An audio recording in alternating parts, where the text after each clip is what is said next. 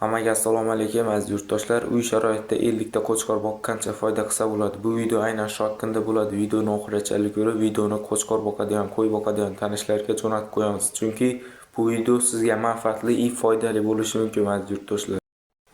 Yana bir bor assalomu alaykum hammaga aziz yurtdoshlar. Bu videoni oxirigacha ko'ring, chunki bu video sizga manfaatli, foydali bo'lishi mumkin. Chunki bilaman, siz ham pulingiz bor, lekin nima qilishni bilmayapsiz. 2026-yilda qanaqa biznes qilsam bo'lar ekan deb yuribsiz. Bu video aynan siz haqida bo'ladi. Ya'ni siz nima ish qilsam bo'ladi desangiz, mana shu ishni qiling. Videoni oxirigacha ko'rib bu ma'lumotlarga ega bo'ling. 50 ta ya'ni 50 ta qo'chqor boqish nimalar kerak? Birinchi o'rinda qo'yxona, ya'ni qo'chqorxona desak ham bo'ladi. 50 million so'mga 100% 50 ta qo'chqorga joy qilsa bo'ladi O'zbekiston sharoitida. Ya'ni 5 ga 5, 5 ga 10 joylar bor bilaman uyingizga. Xullas, ketadi 250 million so'm, ya'ni 5 million so'mdan zo'r qo'chqorlar olsa bo'ladi. Olasiz, 1 yil boqasiz. 100% 10 million so'mdan sotsangiz bo'ladi. Ya'ni 50 ta qo'yni olasiz, 250 million so'mga 1 yil boqasiz. Ya'ni 12 oy boqasiz, yemini berasiz, mehnatini qilasiz, qarashini qilasiz.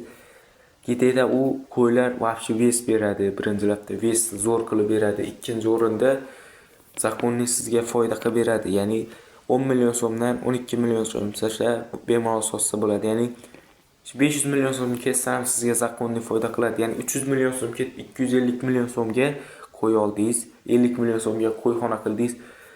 Boring ketsa 50 million so'mlik yem yediring 1 yilda. Qo'chqor javuncha yem yeb olmaydi molga, ya'ni buqalarga o'xshab. 50 million ketdi ana. Ya'ni qancha bo'ldi? 350 million so'm pul ketdi. 350 million so'mga 150 million so'm 100% foyda qilsa bo'ladi. Ya'ni 1 yilning ichida.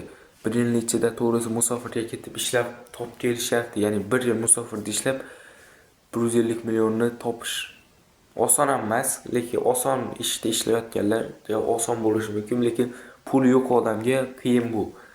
Aziz yurtdoshlar, shuni esdan chiqarmang. Ikkinchi biznes turim, ya'ni ikkinchi biznes turim qo'y. Ya'ni 50 ta qo'y olib, boqib qancha foyda qilsa bo'ladi. Shu gideda ketadi, qo'yga ham 200 million so'm rasxod ketadi. 150 million so'm qo'y olib 50 million so'mga rasxod qilib, ya'ni yemiga, beda, o'tiga, xullas hokazo. Shunaqa ketib qoladi.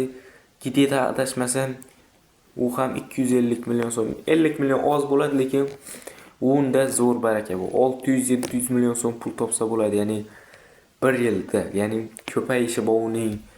Lekin eng nozik tomoni, eng tez ves tashlaydigan, eng tez narxini tashlab yuboradigan bu qo'y bo'ladi aziz yurtdoshlar. Qo'chqor emas, qo'y. Chunki qo'yning go'shtga uncha olishmaydi qo'yni. Qo'chqorni go'shtga zo'r olishadi, lekin qo'chqorni ham, qo'yni ham отдельный olishadiganlar bor. Отдельный shu qo'yni go'shti deb, qo'chqor go'shti deb bo'lib olib yeydiganlar bor. Hozir bilsangizlar, 2026-yil, 2025-yillar, ya'ni go'sht mahsulotiga talab juda yuqori. Chunki kimga qarasangiz, qo'y olmoqchi, mol olmoqchi, go'shtga talab, go'sht olishga bozorda uch o'rta turib borishyapti. Talab bor aziz yurtdoshlar. Shuning uchun bemalol 350-300 million so'm pulingiz bormi, 50 ta qo'ychani olib boqing.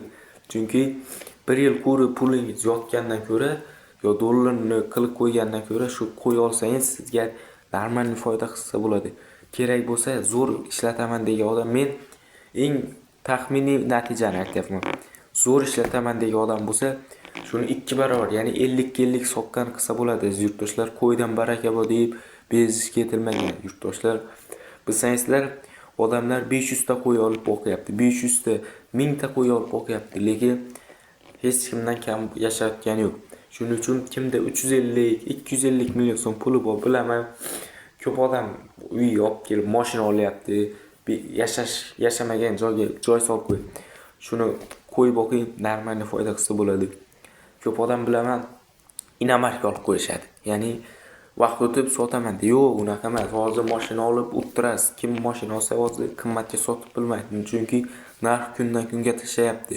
Shuning uchun maslahatim shu, qo'y yoki mol qo'chqor olib boqadigan payt. Chunki 2026-yil chorvaning yili bo'ldi. 2026-yil emas, 2028-yilgacha chorva juda zo'r o'syapti. Chunki bilsangizlar oltin narxi o'sib ketdi, chorvaning ham narxi o'sib ketdi. Chunki yem-xashak sal qimmatlaydi, lekin chorvaning ham narxi ancha oshdi yurtdoshlar. Men maslahatim to'g'risi kimda puli bo'lsa shu chorvani boshlaganini tavsiya etaman yurtdoshlar. Chunki chorvadan ancha foyda qilsa bo'ladi. Ya'ni bilaman, ko'p odam foyda qilyapti, normal foyda qilib qo'yapti. Sizda ham pulingiz bor, lekin nima qilishni bilmay yuribsiz. Bilaman, yotibdi pulingiz, nima qilsam ekan, qo'y boqsam o'xsharmikan, bankrot bo'lmaymikan, kasal bo'lib qolsa nima bo'ladi? Yo'q aziz yurtdoshlar, unaqa emas. Tavakkal ish bu, tavakkal, ya'ni gazini bosib qilsangiz normal foyda bilan chiqasiz. Agarda o'xshamaydi, unaqa bunaqa desangiz o'xshamaydi bu ishingiz yurtdoshlar.